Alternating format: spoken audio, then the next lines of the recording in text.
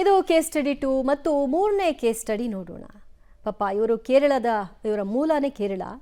ಇಲ್ಲಿ ಸರ್ಕಾರಿ ಉದ್ಯೋಗ ಆಗಿರುತ್ತೆ. ರಂಜಿತಾ ನಾಯರ್ ಅಂತ ಕೇರಳ ಟ್ರಿಪ್ ಅಂತ ಬಂದಿರ್ತಾರೆ.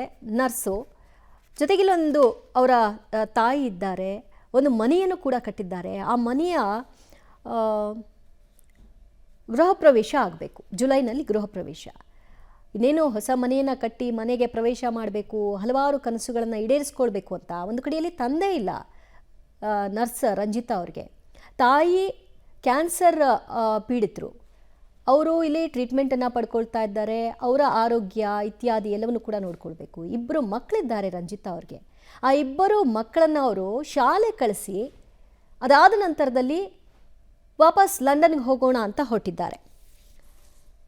ಇನ್ನೇನು ಟೇಕ್ ಆಫ್ ಆಗಿದೆ ಅಷ್ಟೇ.